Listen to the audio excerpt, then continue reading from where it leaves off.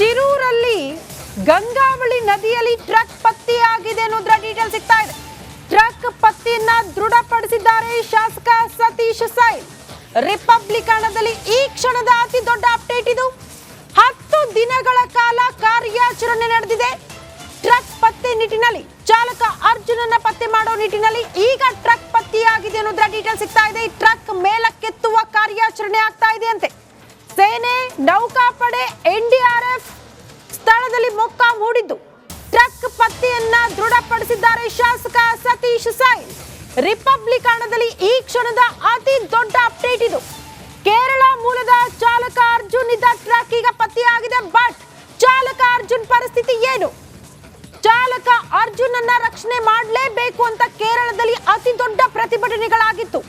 ಇಲ್ಲಿನ ಕಾರ್ಯಾಚರಣೆ ವಿಚಾರಕ್ಕೆ ಸಂಬಂಧಪಟ್ಟಂತೆ ಅಸಮಾಧಾನ ವ್ಯಕ್ತವಾಗಿತ್ತು. ಆ ಬಳಿಕ ಆರ್ಮಿ ಎಂಟ್ರಿ ಆಗಿತ್ತು. ಕಾರ್ಯಾಚರಣೆ ವಿಚಾರಕ್ಕೆ ಸಂಬಂಧಪಟ್ಟಂತೆ ಎನ್ಡಿಆರ್ಎಫ್, ಎಸ್ಡಿಆರ್ಎಫ್, ಆರ್ಮಿ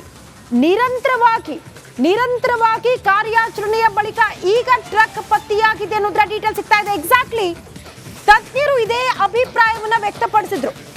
ಟ್ರಕ್ ಗುಡ್ಡ ಕುಸಿತ ಆಗಿರುವ ಸ್ಥಳದಲ್ಲಿ ಸಿಲುಕಾಕಿಕೊಂಡಿರೋದಕ್ಕೆ ಸಾಧ್ಯ ಇಲ್ಲ. ಬದಲಾಗಿ ಗುಡ್ಡ ಕುಸಿತ ಆದ ಬಳಿಕ ಎಲ್ಲವೂ ಕೂಡ ಜಾರಿ ಗಂಗಾವಳಿ ನದಿ ಸೇರಿರಬಹುದು, ಗಂಗಾವಳಿ ನದಿಯಲ್ಲೇ ಬಿದ್ದಿರಬಹುದು ಅಂತ ಆ ನಿಟ್ಟಿನಲ್ಲೇ ಅತ್ಯಾಧುನಿಕ ತಂತ್ರಜ್ಞಾನಗಳನ್ನ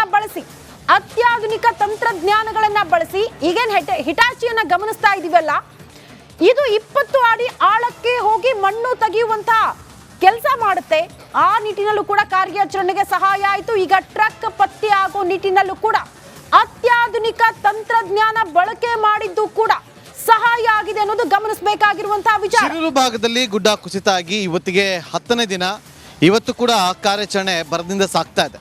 ಆ ಜಾಗದಲ್ಲಿ ಯಾವುದೇ ರೀತಿಯಾದಂಥ ಮೊಬೈಲ್ ನೆಟ್ವರ್ಕ್ಗಳು ಯೂಸ್ ಆಗಬಾರ್ದು ಅನ್ನೋ ಕಾರಣಕ್ಕೋಸ್ಕರ ನಿನ್ನೆ ಶಾಸಕರು ಮಾಧ್ಯಮದವರ ಬಳಿ ಒಂದು ರಿಕ್ವೆಸ್ಟನ್ನು ಮಾಡ್ಕೊಂಡಿದ್ರು. ಯಾರು ಕೂಡ ಅಲ್ಲಿಗೆ ಹೋಗಿ ಇವತ್ತಿನ ಕಾರ್ಯಾಚರಣೆಗೆ ತೊಂದರೆ ಕೊಡಬೇಡಿ ಅಂತೇಳಿ. ಅದೇ ನಿಟ್ಟಿನಲ್ಲಿ ಯಾವ ಮಾಧ್ಯಮ ಕೂಡ ಅಲ್ಲಿಗೆ ತೆರಳದೆ, ತೊಂದರೆ ಕೂಡ ಕೊಡದೆ ಕಾರ್ಯಾಚರಣೆ ಮುಂದುವರೆದಕ್ಕೆ ಸಹಕಾರವನ್ನು ಕೂಡ ಕೊಟ್ಟಿರುವಂಥದ್ದು.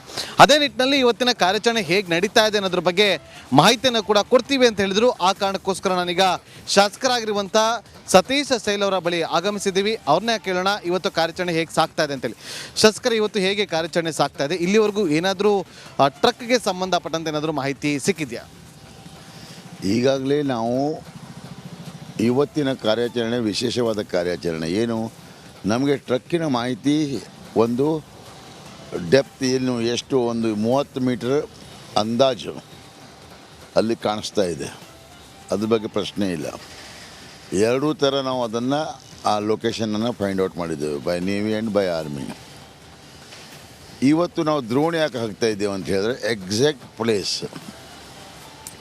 ಅಂದರೆ ಒಂದು ಟ್ರಕ್ ತೆಗೆದರೆ ಯಾವ ಥರ ಕಾರ್ಯಾಚರಣೆ ಮಾಡಬೇಕು ಅಂತ ಹೇಳ್ಕೊಂಡು ಆ ಒಂದು ನಿಟ್ಟಿನಲ್ಲಿ ಇವತ್ತು ವರ್ಕ್ ಮಾಡ್ತಾ ಇದ್ದೇವೆ.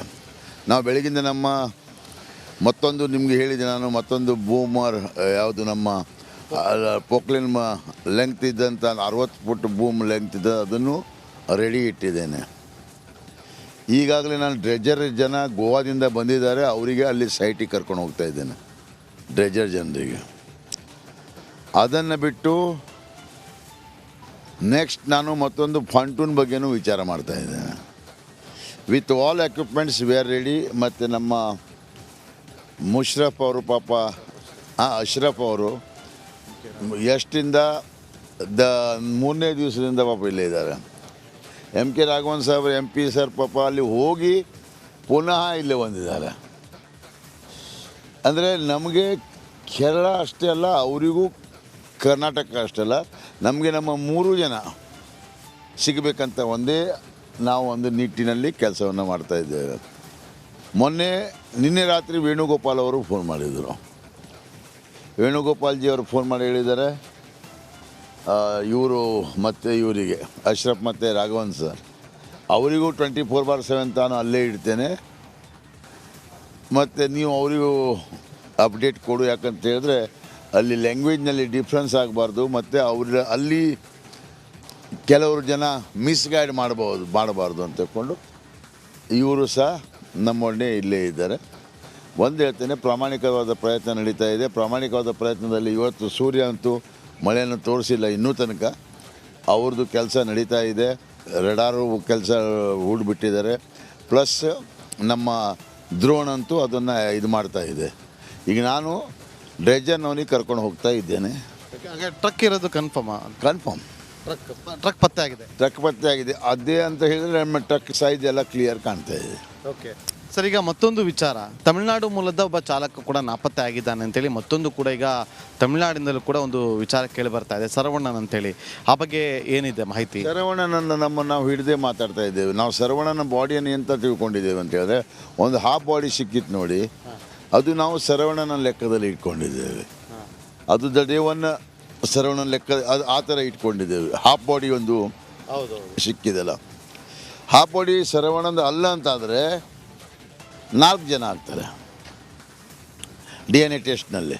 DNA ಟೆಸ್ಟ್ ರಿಸಲ್ಟ್ ಇವತ್ತು ಸಂಜೆ ಬರ್ಬೋದು ಅಥವಾ ನಾಳೆ ಬೆಳಿಗ್ಗೆ ಬರ್ಬೋದು. ಸೊ ಅಂದ್ರೆ ಈಗ ಆಲ್ರೆಡಿ ಜಗನ್ನಾಥ್ ನಾಯಕ್ ಫ್ಯಾಮಿಲಿ ಬಳಿ ಕೂಡ DNA ಟೆಸ್ಟ್ ತಗೊಂಡು, ಜಗನ್ನಾಥನ ಫ್ಯಾಮಿಲಿದು ಇದು ತೊಗೊಂಡಿದ್ದೇವೆ ನಾವು. ಬಟ್ ನನ್ನ ಪ್ರಕಾರ ಜಗನ್ನಾಥ್ ಅಲ್ಲ, ಅದು ಲೋಕೇಶ್ ಅವ್ರ ಫ್ಯಾಮಿಲಿ ಅವ್ರದ್ದು ಕೂಡ ನೀವು. ಲೋಕೇಶ್ನೂ ಅಲ್ಲ, ಅವನು ಅರ್ಜುನ್, ಜಗನ್ನಾಥ್ ಅರ್ಜುನ್ ಇಲ್ಲೇ ಇದ್ದಾರೆ. ಬಟ್ ಈಗ ಅಲ್ಲಿ ಪತ್ತೆ ಶರವಣನ್ ಅಂತೇಳಿ ನನ್ನ ಅಂದಾಜು ಶರವಣನ್ ಇರಬಹುದು. ಅರ್ಥ ಆಯ್ತಲ್ಲ, ಇರಬಹುದು. ಒಂದಾನೆ ಅದು ಎಲ್ಲಿಂದಾದ್ರೂ ಬೇರೆ ಕಡೆಯಿಂದ ಏನಾದರೂ ಮಿಸ್ಸಿಂಗ್ ಆಗಿ ಬಂದಿದ್ರೆ ಅನದರ್ 1 ಬಾಡಿ ಇದೆ, 4 ಬಾಡೀಸ್ ಅದೇ. ಬಟ್ ನಾವು ನಿಮಗೆ 6 ಗಂಟೆಗೆ ನಾವು ಜಿಲ್ಲಾಡಳಿತ, ಪೊಲೀಸ್ ಅಡ್ಮಿನಿಸ್ಟ್ರೇಷನ್ ಎಲ್ಲರೂ ಕೂಡಿ ಸ್ಪಾಟ್ನಲ್ಲಿ ಅಲ್ಲಿ ನಮ್ಮ ಬ್ಯಾರಿಕೇಡ್ ಹತ್ರ ತಮಗೆ ಇವನಿನ ತನಕ ಏನು ಅಪ್ಡೇಟ್ ಆಗಿದೆ ಅದನ್ನು ಕೊಟ್ಬಿಡ್ತೀವಿ. ಎಸ್, ಇದಾಗಿತ್ತು ಶಾಸಕರಾಗಿರುವಂಥ ಸತೀಶ್ ಸೈಲ್ ಅವರ ಮಾತು. ಟ್ರಕ್ ಪತ್ತೆ ಆಗಿರೋದು ಕನ್ಫರ್ಮ್, ಅದನ್ನು ಮೇಲಕ್ಕೆ ಹೇಗೆ ಎತ್ತಬೇಕು ಅನ್ನೋದ್ರ ಬಗ್ಗೆ ಈಗ ನಾವು ಒಂದಷ್ಟು ಚರ್ಚೆನ ಕೂಡ ಮಾಡ್ತಾ ಇದ್ವಿ ಅಂತ ತಿಳಿಸಿದ್ದಾರೆ.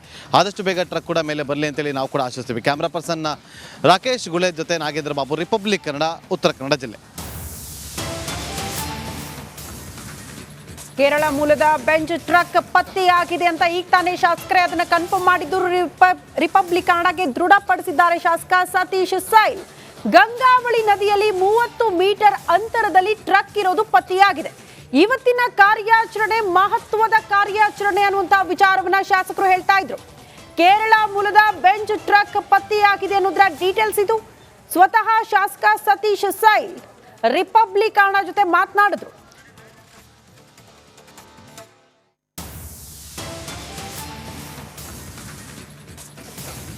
ಈ ಬಗ್ಗೆ ಮತ್ತಷ್ಟು ಡೀಟೇಲ್ಸ್ ಅನ್ನ ಕೊಡೋದಕ್ಕೆ ಸ್ಪಾಟ್ ಅಲ್ಲಿ ನನ್ನ ಸಹೋದ್ಯೋಗಿ ನಾಗೇಂದ್ರ ಬಾಬು ಇದ್ದಾರೆ. 10 ದಿನಗಳಿಂದ ನಿರಂತರವಾಗಿ ಕಾರ್ಯಾಚರಣೆ ಆಗ್ತಾ ಇದೆ, ಅದರ ವೀಕ್ಷಣೆ ಜೊತೆಗೆ ಆ ಸುದ್ದಿಗಳನ್ನ ತಲುಪಿಸೋ ನಿಟ್ಟಿನಲ್ಲಿ ಕೆಲಸ ಮಾಡ್ತಾ ಇದ್ರು. ಈಗ ಫೈನಲಿ ನಾಗೇಂದ್ರ ಬಾಬು, ಟ್ರಕ್ ಎಲ್ಲಿದೆ, ಟ್ರಕ್ ಚಾಲಕ ಅರ್ಜುನನ ಕಥೆ ಏನು, ಇದೆಲ್ಲ ಪ್ರಶ್ನೆ ಇತ್ತು. ಒಂದು ಕ್ಲಾರಿಟಿ ಸಿಗೋ ಹಂತಕ್ಕೆ ಬಂದಂಗೆ ಕಾಣಿಸ್ತಾ ಇದೆ ಕಾರ್ಯಾಚರಣೆ.